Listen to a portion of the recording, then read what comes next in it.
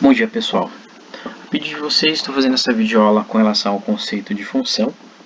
Se vocês acharem que esse formato ficou melhor, me dê um feedback lá no Teams, tá? Eu tento fazer sempre dessa forma e ajustando algumas coisas aí. Como eu falei para vocês, nós primeiro vamos fazer uma revisão, né, do assunto que a gente estava vendo em sala de aula para depois começar assunto novo. Essa revisão que a gente vai fazer é sobre função, né? Ver qual que é o conceito de função. Então a gente vai relembrar o que a gente estudou de função em sala de aula, certo? Primeira coisa, a gente tem que lembrar qual que é o conceito de função segundo a matemática, né? O que a matemática diz sobre função? Ela diz o seguinte: dado dois conjuntos não vazios, os conjuntos chamados de A e B, uma relação ou correspondência que associa cada elemento x pertencente ao conjunto A, um único elemento y pertencente ao conjunto B. Isso recebe o nome de função, nesse caso, função de A em B. Bom, vamos lá. Ele está falando o seguinte: eu tenho um conjunto A aqui e eu tenho um conjunto B, certo? Nossa, que horrível. Então, eu tenho elementos aqui no conjunto B, que são esses pontinhos, e tenho elementos aqui no conjunto A, que são esses pontinhos aqui. A definição de função fala o seguinte: quando eu associo um elemento do conjunto A um único elemento no conjunto B, ou seja, isso que eu estou fazendo aqui, isso aqui eu chamo de função, tá? Não pode acontecer o seguinte: eu pegar um elemento do conjunto A e associar a dois elementos diferentes no conjunto B. Isso não pode acontecer.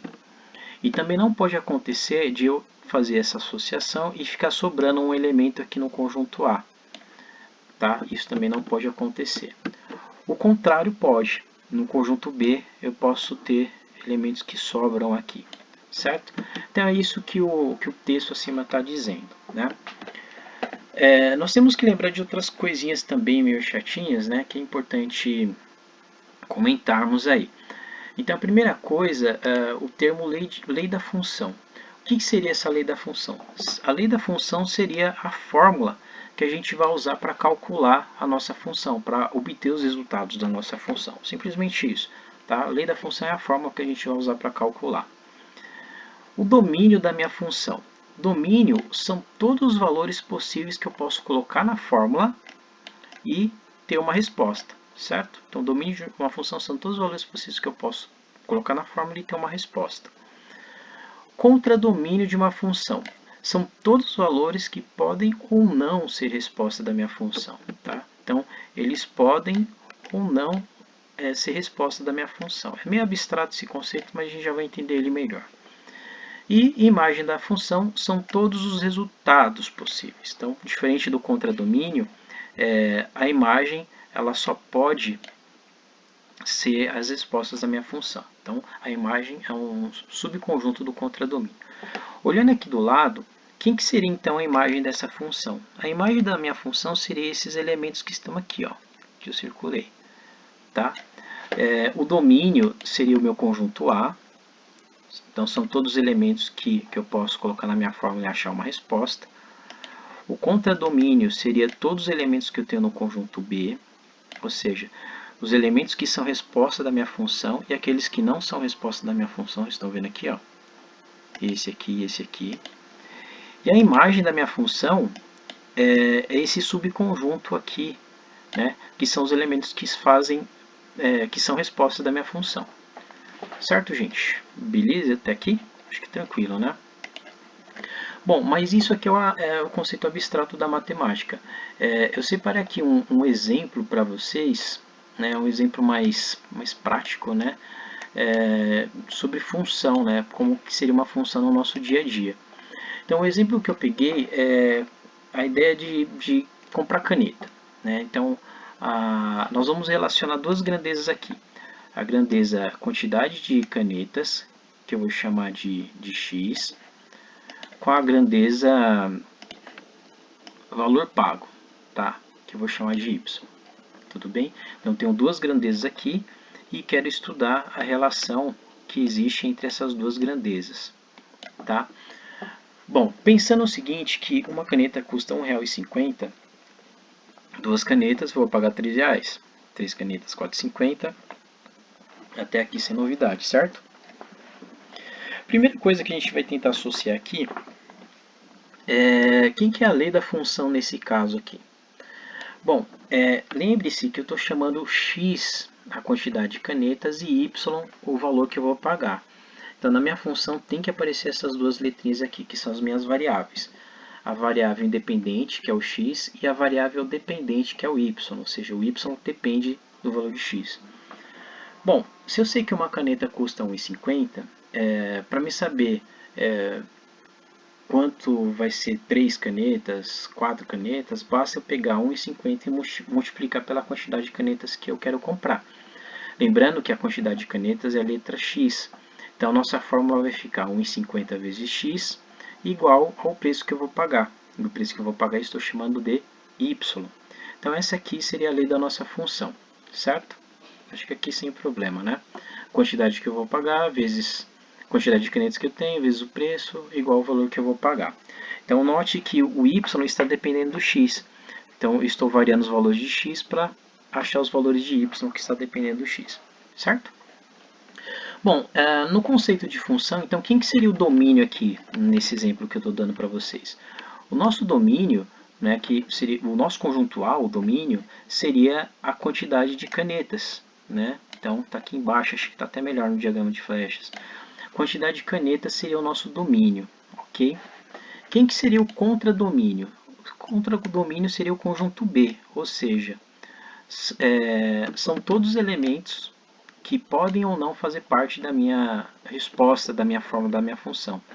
Note que tem um menos 1 aqui, ó, né? E esse menos 1 não faz parte da nossa função, do resultado, né? Não existe, esse valor não vai condizer aqui com a nossa situação, porque não existe quantidade negativa, certo? E quem que seria a imagem da minha função? A imagem da minha função é esse subconjunto aqui, ó, que são os valores que estão na tabela, que seria a resposta da minha função.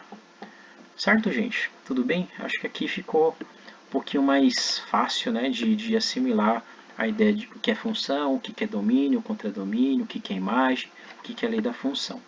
Certo? Beleza? Ok. Bom, uma outra coisa que eu preciso falar rapidamente aqui com vocês é sobre taxa de variação. Às vezes eu preciso calcular o quanto que a minha função está variando de acordo com o meu domínio. Então, a partir do momento que eu vou mexer no domínio, quanto que essa função ela tem de variação, né? Isso aqui é um estudo bastante importante que a gente faz. Basicamente, a gente usa essa relação matemática aqui para fazer esse cálculo de taxa de variação. Como que funciona? Esses valores que vocês estão vendo aqui em cima, esse f de x2 menos f de x1 é a minha função. Então, minha função é uma função qualquer, que eu vou chamar de f de x, e eu vou trocando aqui os valores de x. Então, o x vai assumir o valor de x1 e o x pode assumir o valor de x2, certo? Então, isso aqui são os resultados da minha função quando minha função vale x2 e aqui, né? E aqui é quando minha função vale x1, beleza? Esses x1 e x2, eles devem ser diferentes e eles equivalem ao domínio da minha função. Então, aqui é o domínio x2, né? Aqui é o resultado da minha função quando o domínio é x2. E aqui o domínio é x1 e aqui é o resultado do domínio da minha função quando o x é o x1. Bom, meio confuso, né, gente? Bom, a gente vai fazer um exemplo aqui sobre esse assunto que eu acho que vai ficar mais fácil para vocês entenderem, tá? Vou sair dessa tela, vou para outra tela e a gente vai fazer um exemplo aqui para ficar mais prático. Só um instante. Ok, pessoal, voltando. Então, vamos lá. Eu quero calcular a taxa de variação dessa função aqui, de x ao quadrado. Então, o meu domínio são os valores que eu vou pôr no x e a imagem da minha função é o resultado dos valores que eu atribuo aqui. E quem seriam esses valores de x? Seriam os valores 2 e 3. Então, eu quero saber quanto que essa função varia quando eu troco os valores de x para 2 e para 3. Então, a primeira coisa que a gente tem que fazer aqui é o seguinte, a gente tem que calcular a imagem dessa função, quando o domínio é 2 e quando o domínio é 3. ficaria assim. Quando o domínio é 2, eu vou trocar o x por 2, 2 ao quadrado fica 4. Quando o domínio é 3, eu vou trocar o x por 3, 3 ao quadrado fica 9, certo? Bom, agora, para lembrando do que a gente viu no slide anterior, na situação anterior, o que eu tenho que fazer? Eu tenho que pegar o resultado dessa função, subtrair os resultados dessa função e dividir pela subtração dos domínios, né? Então, vamos lá. Aqui em cima é a nossa função quando x é 3, e eu vou subtrair a nossa função quando x é 2. É importante notar que a gente sempre começa com um número maior menos um número menor, para dar valor positivo. E aqui embaixo vai ser o domínio 3 e o domínio 2. Vou subtrair também. Bom, quando a nossa função x vale 3, o resultado dá 9. Quando a nossa função x vale 2, o nosso resultado é 4. Vimos aqui em cima. E aqui são os domínios, né? Não precisa fazer conta com eles. Então, 9 menos 1, menos 4, 5. 3 menos 1, 2. Então, a taxa de variação dessa função fica sendo 5. Né? Então, quando o meu x varia de 2 para 3, ela tem uma variação de 5 unidades. Certo? Vamos pegar um exemplo mais prático, né? Um exemplo mais fora da abstração matemática.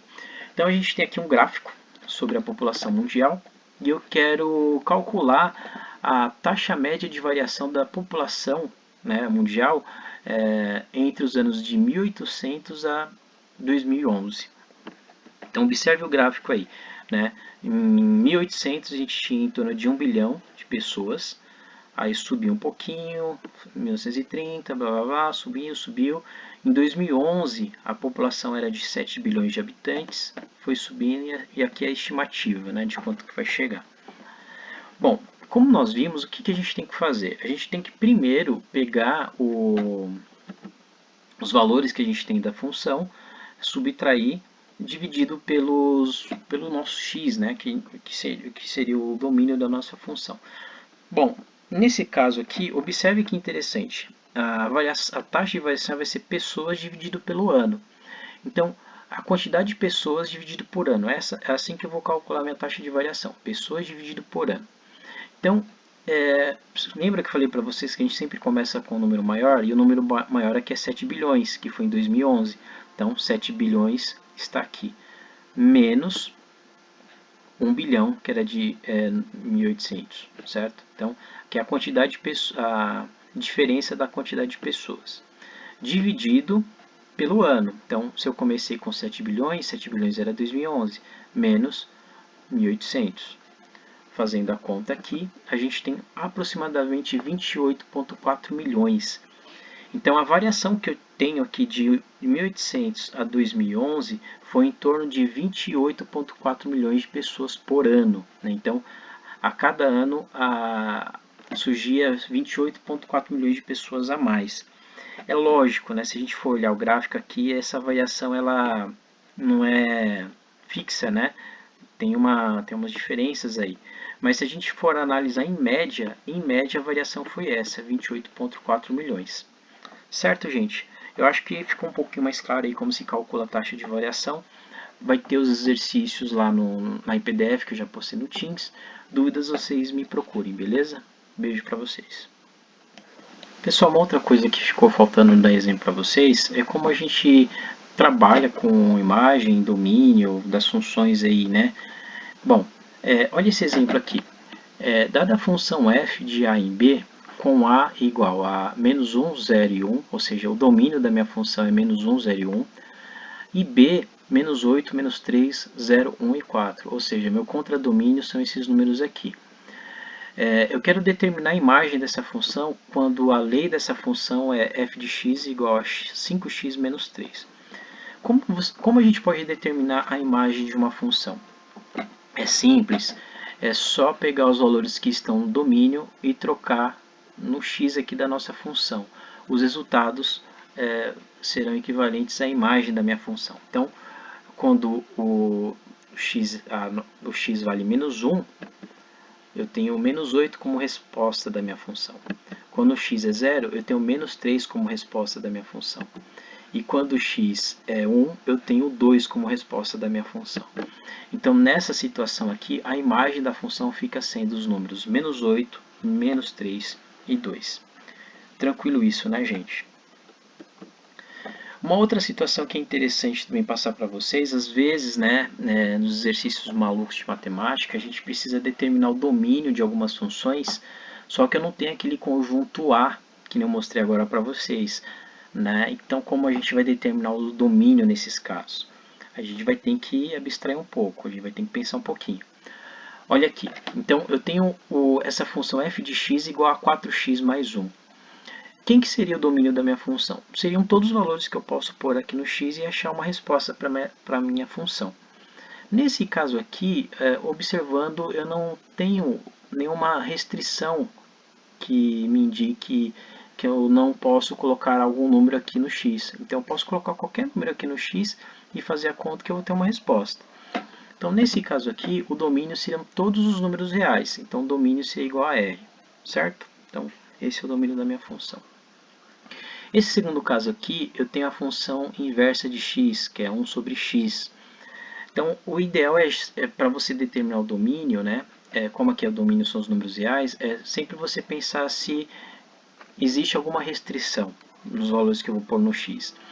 Se existir alguma restrição, eu tenho que indicar quais são os números que eu não posso colocar lá no lugar do x. Nesse caso aqui, o x está no denominador, e o denominador significa divisão. Então, eu estou pegando 1 e dividindo por x. O único número que eu não posso pôr aqui seria o zero, porque não existe divisão por zero, vocês concordam comigo? Então, neste caso aqui, o domínio são todos os números reais, exceto o número zero. Beleza? Próximo exemplo, eu tenho raiz quadrada de x menos 2. Novamente, quero saber qual é o domínio dessa função, ou seja, quais são os valores que eu posso pôr aqui no x para ter uma resposta a essa função dentro dos números reais. De novo, eu tenho que pensar em restrição. Quais são os números que eu não posso colocar aqui no lugar do x? Bom, sabemos que dentro dos números reais não existe raiz quadrada de número negativo. Lembra como vocês calculavam Bhaskara lá? Então, o único número que os números que eu não posso colocar aqui são os números menores que 2, porque 2 menos 2 dá 0, raiz quadrada de 0 fica sendo 0. Então, o domínio dessa função pode ser todos os números reais que sejam maiores ou iguais a 2. Certo? Tranquilo, né? Próximo exemplo. Eu tenho uma soma de funções aqui. Então, bem parecido com o caso que a gente viu agora. Então, eu tenho uma função aqui, a função é 1 dividido por x menos 1, e mais x menos, que é a mesma função aqui. O segredo quando você tem essa situação é você pensar separado. Então, analisar se eu tenho uma restrição na primeira parte, se eu tenho uma restrição na segunda parte e escrever isso. A segunda parte está fácil, porque a gente já viu aqui em cima. Então, nessa segunda parte tem que ser número maior que ou igual a 2. Então, essa é uma das restrições. Agora, a gente tem que analisar aqui. Nós vimos que eu não posso ter divisão por zero. E o único número que eu ponho aqui no x, que isso aqui dá zero, é 1, porque 1 menos 1 é 0. Então, o meu domínio são todos os números reais, exceto o número 1, e esses números têm que ser maior ou igual a 2. Certo, gente? Beleza? Então, é só analisar as restrições e ver cada caso aí. Um último exemplo aqui é como a gente acha a lei de uma função numa situação problema. Olha a situação aqui. Uma estamparia cobra uma taxa fixa referente ao trabalho de desenvolvimento da estampa padrão, mais o valor por peça de roupa estampada. Para estampar camisetas de certa encomenda, o orçamento calculado estabelecia uma taxa fixa de R$ 75 mais R$ 9 por camiseta. Então ele está falando o seguinte, ele cobra R$ 9 por camiseta mais R$ 75 de taxa fixa. Eu quero saber a fórmula matemática que relaciona a quantidade X de canetas com o valor Y cobrado, que é parecido com aquele da caneta que a gente viu. E eu quero calcular se for fazer 50 camisetas, quanto que vão me pagar. Bom, a primeira coisa a gente tem que pensar no seguinte, vamos analisar também por partes. Vamos analisar a parte variável, que é esse 9 aqui. Eu cobro R$ 9 por camiseta. Então, se eu tenho uma camiseta, eu vou cobrar R$ 9. Duas camisetas, R$ 18 e assim por diante. A quantidade, para representar aqui a quantidade, a gente vai usar a letra X. Então, aqui a gente pode pensar 9 vezes a quantidade, ou seja, 9 vezes X. E eu cobro uma taxa fixa de R$ 75,00. Então, a nossa lei da função vai ficar 9 vezes x mais os R$ 75,00, que vai ser igual a y, que vai ser igual ao valor que eu vou cobrar. Agora, para saber qual é o valor que eu vou cobrar se eu confeccionar 50 camisetas, ora, é só trocar o x por 50, que é a quantidade. Vai dar um total de R$ 525,00. Certo, gente? Ficou meio longa a aula, mas acho que deu para entender, né? Qualquer coisa, vocês me procurem lá no Teams, estou à disposição para tirar dúvida. Beijo para vocês.